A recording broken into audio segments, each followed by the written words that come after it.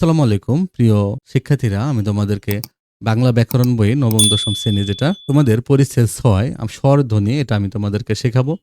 তোমরা ভিডিওটা না টেনে তোমরা পুরোটা সম্পূর্ণ দেখবা। দরকার হলে একবার না পারলে দুইবার দেখবা, দেখবা তোমাদের ব্যাকরণগুলো একদম ক্লিয়ার হয়ে গেছে। এভাবে দেখলেই তোমরা পারবা এবং পরীক্ষার আগে তোমরা সবগুলো ভিডিও একসাথে করে প্লে লিস্ট থেকে সব দেখে নিয়ে যাবা। দেখবা তোমরা এমসিকিউ গুলো পেরে যাবা। আর যদি কেউ পারো তোমরা বইয়েও আন্ডারলাইন করে রাখতে পারো। দেখো, স্বরধ্বনি উচ্চারণের সময় জীবের উচ্চতা অনুযায়ী, জীবের সম্মুখ পশ্চাৎ অবস্থান অনুযায়ী, ঠোঁটের উন্মুক্ত অনুযায়ী স্বরধ্বনিকে ভাগ করা যায়।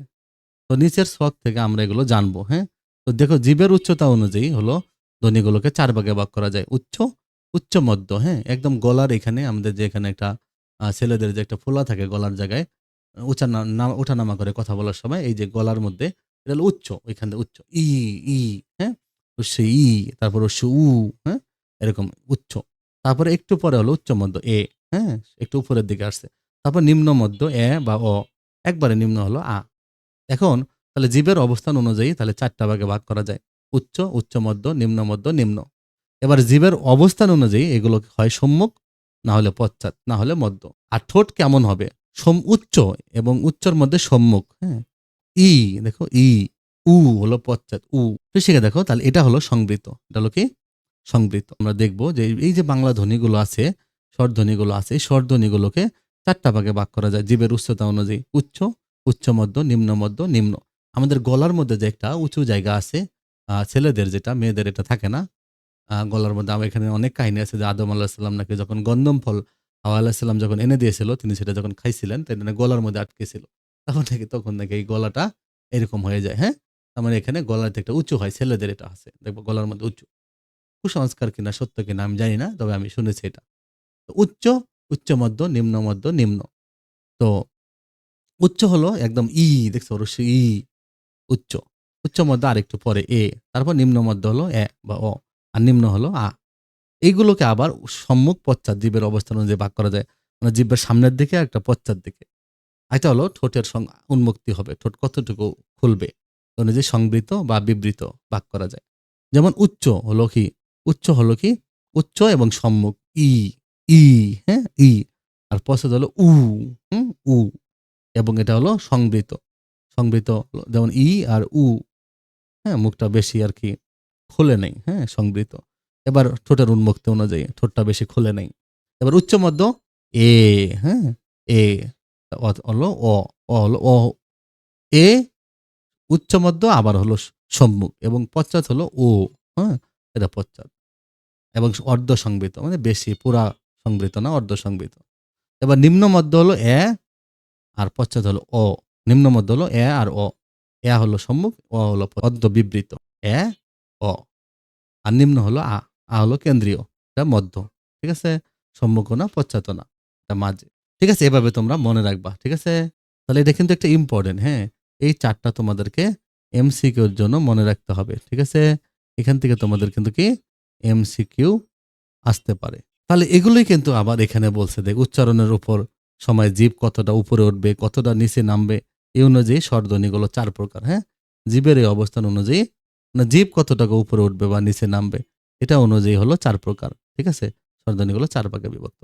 উচ্চ স্বরধ্বনি যেমন ই, হ্যাঁ? এটা হলো ই, ই, উ। উচ্চ মধ্য হলো এ, ও, হ্যাঁ?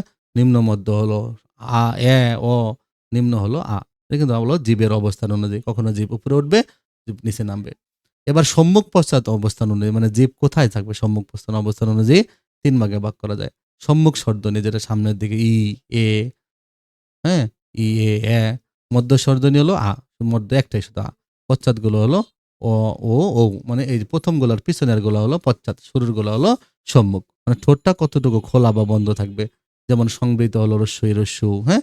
ওই তার মানে ৪ টাই কিন্তু আবার আমাদের বলছে তোমরা ৪ টা দেখেই সবকিছু মনে রাখবা। তাহলেই মনে থাকবে। যেমন অর্ধ সংবৃত হলো এ আর ও, অর্ধ বিবৃত হলো এ, অ, বিবৃত হলো আ। এভাবে পড়লে মনে থাকবে না। তোমরা ৪ টাই একটু ভালো করে মনে রাখবা। দরকার হলে লিখে মনে রাখবা। তাই মনে থাকবে। এবার অনুনাসিক স্বরধ্বনি দেখো। মৌলিক স্বরধ্বনিগুলো উচ্চারণের সময় বায়ু মুখ দিয়ে বের হয়ে আসে। এ সময় কোমল তালু স্বাভাবিক অবস্থায় থাকে। আমরা যখন মৌলিক ধ্বনিগুলো উচ্চারণ করি না, তখন বায়ুগুলো শুধু মুখ দিয়ে বাতাসগুলো বের হয়। তালু স্বাভাবিক থাকে। কোমল তালু সুখ স্বাভাবিক থাকে। কোনো সমস্যা হয় না। তালু যদি কোমল তালু কখনো যদি নিচের দিকে নেমে যায় তখন বাতাসটা নাক দিয়ে বের হয়, তখন কিন্তু অনুনাসিক তৈরি হয়ে যায়। মানে অনুনাসিক মানে কি, নাসিক্য ধ্বনি যেগুলো ও ইয় ন ন ম, নাক দিয়ে বাতাস বের হয়। তালু নিচে নামলেই কিন্তু, তাহলে কোমল তালুটা নিচের দিকে নামলেই তাহলে কিন্তু নাসিক্য ধ্বনি তৈরি হয়। তাহলে নাসিক্য ধ্বনি যদি বাংলায় লিখতে চাই তাহলে আমরা কি করতে হয়, উপরে চন্দ্রবিন্দু ব্যবহার করতে হয়, চন্দ্রবিন্দু। মৌলিক স্বরধ্বনি হলো নর্মালি থাকবে, আর নাক দিয়ে বাতাস বেরোলে উপরে চন্দ্রবিন্দু থাকবে। অনুনাসিক মানে কি, উপরে এরকম চন্দ্রবিন্দু থাকবে, আর নর্মালের ক্ষেত্রে চন্দ্রবিন্দু থাকবে না। তাহলে আমাদের বাংলা ভাষা মৌলিক স্বরধ্বনি এই 7টা। এবার অর্ধস্বরধ্বনি, যেসব ধ্বনির উচ্চারণ পুরোপুরি উচ্চারণ হয় না সেগুলো কিন্তু অর্ধস্বর বলে। মানে যেগুলো পুরোপুরি উচ্চারিত হয় না, পুরোপুরি উচ্চারিত হয় না, অর্ধস্বর। বাংলা ভাষায় অর্ধস্বর আছে 4টা। কয়টা? 4টা। রস্বই, রস্যু, এ আর ও। কি? রস্বই, রস্যু, এ আর ও। স্বরধ্বনি উচ্চারণের সময় টেনে দীর্ঘ করা যায়, কিন্তু অর্ধ স্বরধ্বনিকে দীর্ঘ করা যায় না। যেমন চাই শব্দের 2টা স্বরধ্বনি আছে, আ যোগ রস্বই। চাই, এখানে আ হলো পূর্ণ স্বর, আর ই হলো অর্ধস্বর, রস্বই। তাহলে এখানে আমি চাই এভাবে বলা যাবে না, হ্যাঁ? ঠিক আছে? কিন্তু বলতে পারবা চা, বড় করতে পারবা। তার মানে চাই বলা যায় না। তার মানে অর্ধস্বর হলো কি, রস্বই, রস্য, এ, ও, এগুলো হলো অর্ধস্বর। এগুলোকে দীর্ঘ করা যাবে না, ঠিক আছে? অন্যরকম হয়ে যাবে। হ্যাঁ, লাউ শব্দটা দেখো 2টা শব্দ নিয়েছে, আ আর উ, তাই না? আ হলো পূর্ণ স্বর, মানে মনে রাখবা এই 4টা, রস্বই, রস্যু, এ আর উ, এই 4টা থাকলেই অর্ধস্বর, আর বাকি যা থাকবে সেটা হলো পূর্ণ স্বর। দ্বিস্বর দেখো, পূর্ণ স্বরধ্বনি এবং অর্ধ স্বরধ্বনি যদি একত্রে থাকে, পূর্ণ স্বর এবং অর্ধ স্বরধ্বনি যদি একত্রে উচ্চারিত হয় তাহলে দ্বিস্বর বলে। যেমন লাউ শব্দের আ কিন্তু কি, পূর্ণ স্বর, আর রস্যু কিন্তু অর্ধস্বর। তো লাউ, তাহলে লাউ, তাহলে এই যে লাউ, আটা আর উটা, আউ, আউ হয়েছে দ্বিস্বর। আউ কি? দ্বিস্বর। আউ, আই, হ্যাঁ, এগুলো হলো দ্বিস্বর। উই, যেমন দুই, অয়, নয়, হ্যাঁ, মানে ওই স্বরগুলো একসাথে যুক্ত করলে কি হয়ে যাবে, এগুলো কিন্তু হয়ে যাবে, মনে রাখবা এই যে আই, ও, 2টা করে স্বর একসাথে মিলে হয়ে যাবে, এগুলো হলো দ্বিস্বর। এগুলো তোমাদের এমনি না, এমনি তোমরা বুঝতে পারবা, হ্যাঁ, এমসিকিউ আসবে না। তবে খুবই গুরুত্বপূর্ণ যে বাংলা বর্ণমালা 2টা দ্বিস্বরধ্বনি, যেটা আলাদা বর্ণ নির্ধারিত হয়, আলাদা আছে দ্বিস্বরধ্বনি, ওই এবং ঔ, ওই এবং ঔ। ওই হলো ও যোগ রস্বই, ও যোগ রস্বই, ওই, ওই। আবার ঔ হলো ও যোগ রস্যু, হ্যাঁ? তাহলে ওই এবং ঔ, হ্যাঁ? তার মানে এগুলো কিন্তু বাংলা দ্বিস্বর, হ্যাঁ? দেখো, উচ্চারণের সময় জীবের কোন অবস্থানের কারণে স্বরধ্বনি ভাগ করা হয়? তার মানে জীবের উচ্চতা অনুযায়ী ভাগ করা হয়, সম্মুখ অনুযায়ী, তাই না? পশ্চাৎ অনুযায়ী, সবগুলোই অ্যান্সার হবে, সবগুলোই। তাহলে তুমি এটা হলো অ্যান্সারে দাগ দিবা, সবগুলো অনুযায়ী ভাগ করা যায়। রস্য উ উচ্চারণের সময় জীবের অবস্থান কত হবে? দেখো, রস্য উ আমরা জানি রস্য ই, রস্য উ। তাহলে রস্য ই, রস্য উ, রস্য ই তো আগে, তাহলে এটা সম্মুখ, তাই না? রস্য ই, রস্য উ, আর রস্য উ হলো পরে, রস্য উ হলো পশ্চাৎ। এটা মনে রাখবে এভাবে যে সম্মুখ, পশ্চাৎ, তাহলে রস্য উ হলো পশ্চাৎ হবে। এখন উচ্চ পশ্চাৎ না নিম্ন পশ্চাৎ? আমরা জানি রস্য ই আর রস্য উ, এটা হলো উচ্চ পশ্চাৎ, ঠিক আছে? এবার কিভাবে দেখো, এই যে দেখো, এই দেখো রস্য উ, হ্যাঁ, এটা কি হলো? পশ্চাৎ রস্য উ এবং উচ্চ পশ্চাৎ। প্রথম দিকের গুলো হলো যেমন রস্যই, রস্য উ, এ, ও, এ, অ, আ। তবে সম্মুখ, প্রথম গুলো সম্মুখ, পরে গুলো হলো পশ্চাৎ। তাহলে উচ্চারণের সময় জীবের কোন অবস্থানের কারণে স্বরধ্বনি ভাগ করা হয়? সবগুলো উচ্চতা, সম্মুখ, পশ্চাৎ। আর রস্য উচ্চারণের সময় জীবের অবস্থান কি হবে? রস্য উচ্চারণের সময় জীবের হবে উচ্চ আর পশ্চাৎ। আ উচ্চারণের সময় ঠোঁটের উন্মুক্তি কোণ আ, আ কিন্তু হলো, আ হলো বিবৃত। কি? আ, এটা হলো বিবৃত। পুরো মুখটা খুলে ফেলতে হয়, আ। এটা কিন্তু মধ্য বিবৃত, এটা হলো মধ্য, হ্যাঁ? এবং এটা একদম হলো যে নিম্ন, মানে একদিক দিয়ে নিম্ন, এটা আবার মধ্য, এবং এটা বিবৃত। নিম্ন, মধ্য, বিবৃত হলো আ। তার মানে জীবের সম্মুখ পশ্চাৎ অনুযায়ী স্বরধ্বনি কত প্রকার? আমরা জানি সম্মুখ পশ্চাৎ অনুযায়ী 3 প্রকার। সম্মুখ, পশ্চাৎ, না হলে মধ্য। এই যে আ হলো মধ্য, মানে টোটাল হলো 3 প্রকার। এটা হলো কয় প্রকার? 3 প্রকার। বাংলা স্বরবর্ণের উপর চন্দ্রবিন্দু ব্যবহার করা হয় কি বুঝাইতে?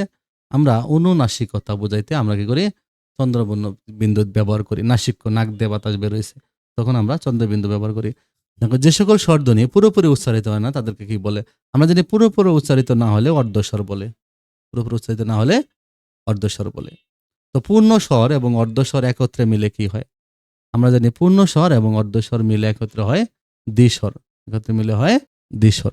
লাউ শব্দের কোন স্বরধ্বনি আছে? দেখো, লাউ, লার সাথে লর সাথে আ আছে, লা, আ, আর রস্য উ, আ যোগ রস্য উ, কই? এই যে আজগ্রস্যু লাউ এইভাবে ভেঙে দিলে তোমরা নিজেরাই বের করতে পারবা। তো সেক্ষেত্রে তোমরা আমার চ্যানেলটা সাবস্ক্রাইব করে রাখো। ভালো থেকো।